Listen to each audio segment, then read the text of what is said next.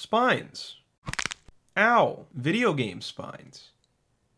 Ow. As a practicer of wasting space, I put all my games on shelves. Not only do I love physical media, I'm insane. The spine of a video game is very important to me, even more so than the game. Wow. The box art, sure, I care, but like, I'm not gonna see it very often. The spine is always gonna be there, sticking out, haunting me. So when a spine is bad, well, yeah, I just said, haunting me. Today, in what I can only imagine will be my worst video, I'll be looking at some of the most unpleasant examples of video game spines I have come across. Hope you're excited, cause I'm not. Inconsistency, the true spice of life. Obviously not every spine is gonna look the same, but most of the time there's a general pattern. Logo on white background, logo on whatever colored background. But what if, and hear me out, we don't standardize it? The GameCube bounces back and forth from having an actual logo to just not doing that. It's weird how many first-party games do this, but yeah.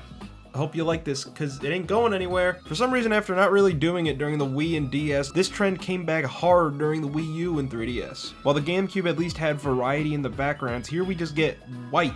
This looks terrible, and a lot of games look like this. It just makes it harder to identify what's what. That's the benefit of a unique logo. We don't have it from a distance, this could be anything. Plus, when you have all your games lined up, it just looks bad. They just kind of stick out in a bad way. Bonus points to the 3DS for both doing this generic font thing and violating the Geneva Convention. Can I say that? After the Switch launched, Nintendo changed their logo from gray to red. Wow!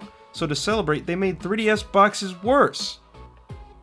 Wow! Like on paper, this is pretty stupid, but when you see it in action, it's pretty stupid. Now my 3DS games look stupid. We had a good thing going and you just had to mess it up. So typically, most game packaging is standardized through a template. I said that earlier, but I'm saying it again. Like, you got the header, and then you can go nuts. But what if, halfway through your console's lifespan, they just change their mind? If you ask me, this does more damage than it probably was worth. For the PS3, these two designs are completely different, which I know was by design. They wanted to rebrand the PS3 at the time, but two things. One, did you have to change the spines? You're not gonna see this at retailers. You're not gonna see this unless it's sitting on your shelf. When I already bought the damn thing, you have my money, leave me alone. And two, why did the spines look like this in the first place? Like, I absolutely prefer the redesign. The original PS3 spine, and box art for that matter, looked really not good. It's a little red nub. But like, if you showed me what this would do in the long run, I would have said just leave it. It makes it harder to identify a PS3 game when you see it. Like, I can see some people not being able to tell one from the other. This kind of looks like a different console at a distance. Oh yeah, they did it again. They just changed it to look like the PS4. That's barbaric. Imagine changing something to make it harder on grandma trying to buy the game for her grandchild. Luckily, this was short-lived and they changed it back. But I remember. LucasArts on Wii. Oh, we got a comedian here. I truly hate when a console clearly has a trend going, dare I say, standardization, and then someone comes along trying to be a special snowflake. Ooh. Okay, so Xbox One cases are already a bit iffy, but the spines get the job done. At launch, the Series X cases just took out the 1 from the Xbox One logo. This is mistake number 1. Mistake number 2 is that, like the PS3, they changed their mind in the middle of the generation, and now the game cases look like this. Oh! This is box art with a big ol' asterisk. This art thinks that you are stupid and you can't tell what you're buying. Microsoft, you invented this problem. You named it the Xbox Series X and then didn't mark the games as such. But you know what's even worse? The spines also changed. Now my Xbox games look silly, goofy even. They just go up and down like my mood swings. These spines help me develop.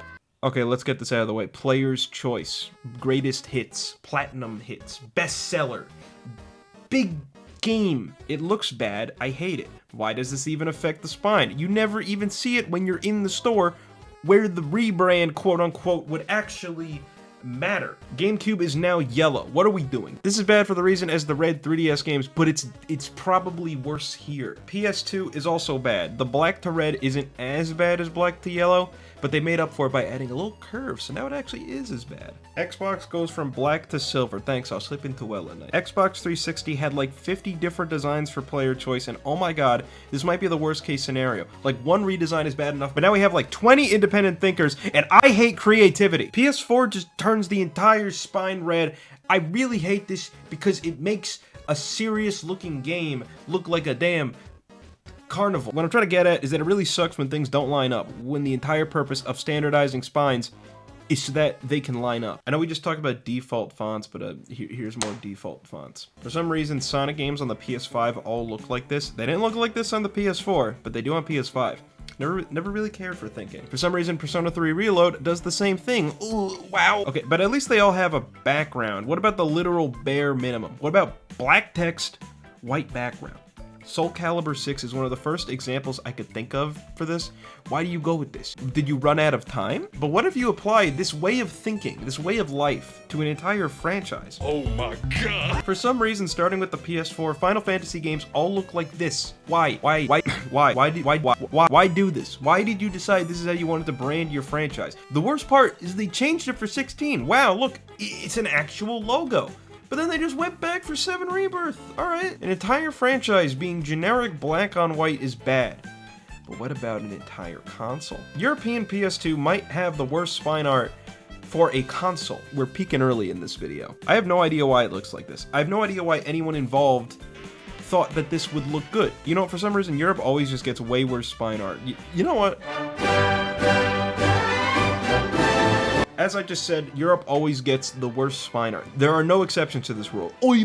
No, shut up, sit down, be quiet. Look at the DS boxes. Ugh, they use a little generic font on this unnecessarily large white background. This is the worst way to do it. I'm impressed. Also, the cases themselves are now clear. Make of that what you will. The Wii U spines were already pretty rank, but somehow they just couldn't help themselves. I'm gonna be honest, when I first saw these, I didn't hate them, or at least the idea of them. I mean, the Wii's base color was white, the cases have a white background. The Wii U's base color is light blue, that's the whole branding shtick. Why not make the spines light blue to match both the console's base color and the case's color? This is why. Alright, I don't really know what to say for these, but I don't really know if this counts, because these are end labels, not spines. But in the N64's case, it is their lack thereof. It's blank. How are you supposed to tell what game this is? Nintendo used disposable cardboard cases back then. You were supposed to throw them out, so this is what they're supposed to look like when you're storing them. They designed cases that are anti-virgin shelf. How dare they? Okay, so on paper, the Switch spines are okay. When you only have like a few, I don't know, they're cute. They line up well, look at that. Ooh. Once you get a bunch of them, oh boy, I'm very nearsighted. I wear glasses, so I cannot tell what I'm looking at unless I get real close to the shelf.